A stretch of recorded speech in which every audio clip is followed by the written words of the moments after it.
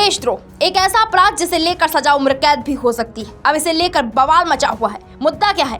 एक तरफ कहा जा रहा है इसे खत्म किया जाना चाहिए और दूसरी तरफ कहा जा रहा है कि इसकी सजा को बढ़ाया जाना चाहिए, जिससे ये कानून देशद्रोहियों पर कहर बनकर टूटे।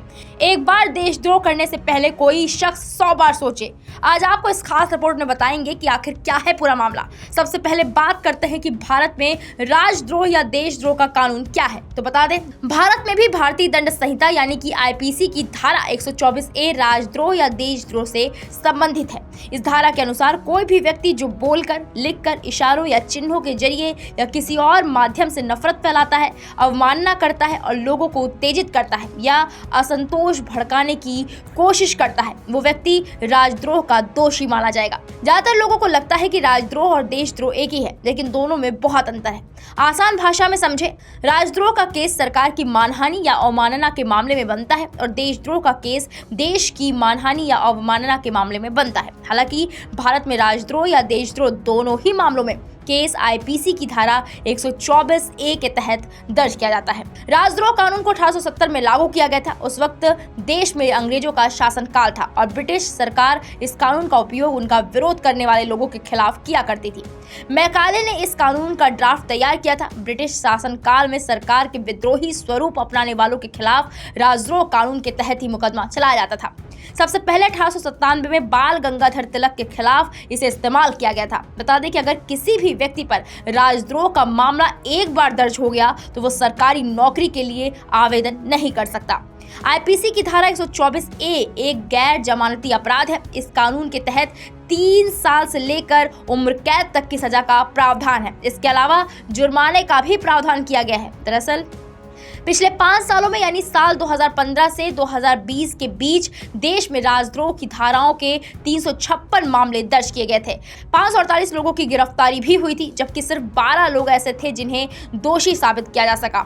सुप्रीम कोर्ट ने इसी के खिलाफ सुनवाई करते हुए केंद्र सरकार को निर्देश दिया था। इस कानून के खिलाफ Editors Guild of India, major general retired SG Vombatkere, पूर्व केंद्रीय मंत्री अरुण शौरी और PUCL ने सुप्रीम कोर्ट में याचिका दायर की थी। दायर याचिका में कहा गया कि असहमति की आवाज को रोकने या दबाने के लिए केंद्र सरकार राजद्रोह कानून का इस्तेमाल कर रही है और उसे अपना हथियार बनाते हुए लोगों को जेल में डाल रही है। अब सवाल उठता है कि क्या राजद्रोह को खत्म कर देगी सरकार? इस कानून को लगभग 150 साल पहले यानी 1870 में अस्तित्व में लाया गया था। राजद्रोह कानून के तहत क्लाइमेट एक्टिविस्ट दिशा रवि, डॉक्टर कफील खान से लेकर शफूरा जरगर जैसे कई लोगों की गिरफ्तारी की जा चुकी है। ऐसे में सवाल उठता है कि क्या ये राजद्रोह कानून देश में अभिव्यक्ति की आजादी का गला घोंट रहा है? रिपोर्ट्स के मुताबिक जुलाई 2021 में तत्कालीन प्रधान न्यायाधीश NV रमना ने अपनी एक टिप्पणी में कहा था कि आजादी के 75 साल बाद भी राजद्रोह कानून की जरूरत क्यों है। उन्होंने कहा था कि अंग्रेज इस कानून को लाए थे जिसे स्वतंत्रता संग्राम को दबाने के लिए लाया गया था। उस समय अटॉर्नी जनरल KK वेणुगोपाल ने राजद्रोह कानून को खत्म करने की बजाय इसके लिए दिशा निर्देश बनाने पर जोर दिया था। वहीं साल 2022 में जब एक बार फिर राजद्रोह कानून का मुद्दा गरमाया, तब कानून मंत्री किरण रिजिजू ने कहा था कि सरकार मौजूदा समय की प्रासंगिकता को ध्यान में रखते हुए इस कानून को संशोधित करेगी। उन्होंने देश की संप्रभुता और अखंडता को सबसे ऊपर बताते हुए कहा था कि सभी प्रावधानों को ध्यान में रखते हुए राजद्रोह के कानून पर पुनर्विचार किया जाएगा। कानून मंत्री की बात से इस कानून को लेकर सरकार के रुख का अंदाजा लगता है। इसलिए ऐसा कहा जा सकता है कि भारत में फिलहाल ये कानून पूरी तरह खत्म नहीं होगा। आपको बता दें कि शुरू से ही विवादों में रहा है राजद्रोह का मामला। दरअसल राजद्रोह का मामला आज से नहीं बल्कि दशकों से विवादों में आता रहा है। 7 साल पहले ही सुप्रीम कोर्ट में इस कानून को लेकर एक अर्जी दाखिल की गई थी और इस पर सवाल भी उठाया गया था। साल 1962 में केदारनाथ बनाम बिहार राज्य के वाद में सुप्रीम कोर्ट ने महत्वपूर्ण व्यवस्था दी थी। कोर्ट ने कहा था कि देश में सरकार की आलोचना करना या फिर प्रशासन पर कमेंट करने से राजद्रोह का मुकदमा नहीं बनता।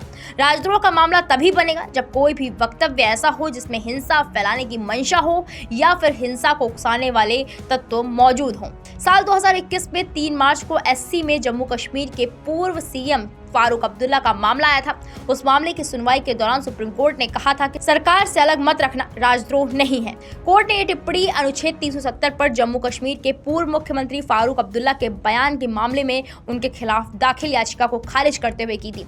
याचिका में फारूक अब्दुल्ला के 370 को बहाल करने के बयान को राजद्रोह बताया गया था और उनके खिलाफ कार्रवाई की मांग भी की गई थी। इस मामले की सुनवाई 3 मार्च को हुई और सुप्रीम कोर्ट ने कहा था कि सरकार के मत से अलग मत रखना और व्यक्त करना राजद्रोह नहीं बनता है। यहाँ तक कि कोर्ट ने याचिकाकर्ता की अर्जी को खारिज करते हुए उन पर 50,000 रुपए का हर्जाना भी लगाया। फिलहाल 152 साल पुराना देशद्रोह कानून खत्म होगा या नहीं, ये तो समय बताएगा। अंग्रेजों के जमाने के इस कानून का विधि आयोग ने समर्थन किया है।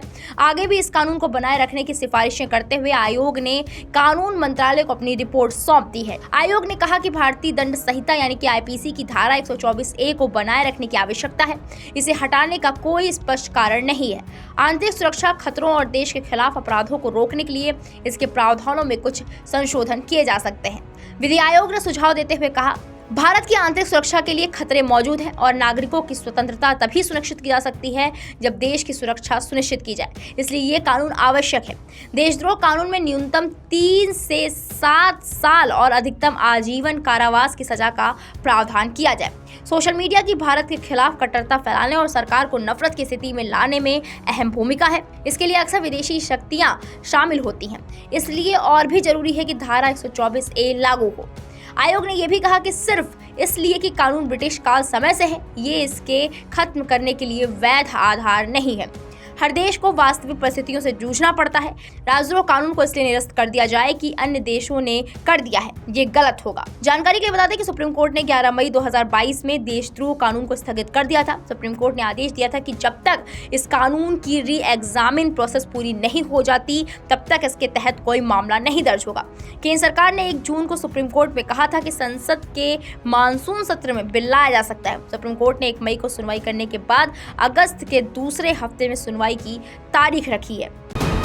वीके न्यूज, राष्ट्र के नाम।